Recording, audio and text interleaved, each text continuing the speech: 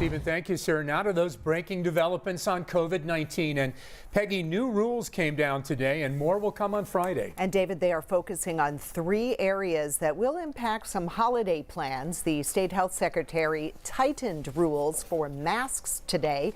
She also announced new testing rules starting Friday, and she asked hospitals to prepare for more cases. And we have live Team 11 coverage tonight at 5 on all this, starting with Channel 11's Liz Kilmer. And Liz, since today's announcement, you've been asking what the state will and will not do. Yeah, that's right. Good evening, guys. So heading into the announcement today, a lot of folks were wondering, are we about to shut down again? Are we going back to that red, yellow, and green phasing system? But no, that's not what happened. Instead, the Secretary of Health, though, she did issue or update, I should say, new orders, including mask orders. But what wasn't exactly clear is how any of this will be enforced. We all are blessed to have freedoms in our country, but with freedom comes responsibility. And with that said, Secretary of Health Dr. Rachel Levine announcing new responsibilities for every Pennsylvanian, including more mask wearing, now required even if 6 feet apart while indoors, unless with members of your household.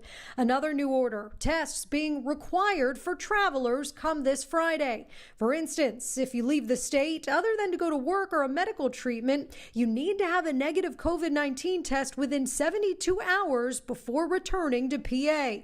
But as for how it will all be enforced, I asked Dr. Levine. We have no plans at this time to be enforcing, checking for tests as people come off airplanes, or certainly, as people drive into Pennsylvania. So is it fair to say that really these measures are more expectations than requirements being placed on people? No, there are requirements that are being, in terms of, for instance, the masking order. That is a requirement. That is an order from the Secretary of Health. Dr. Levine also addressed colleges and universities, announcing recommendations for schools, including having protocols in place for routine testing.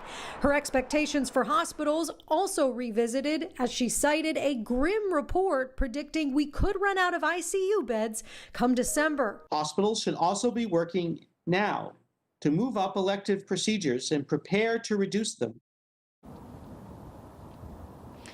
All right, so could we see more mitigation efforts? Could we at some time go back to that shutdown that we faced during the springtime? Well, Dr. Levine was asked that question. She said she can't predict the future, but that really it all falls on us. It's up to us to do our part.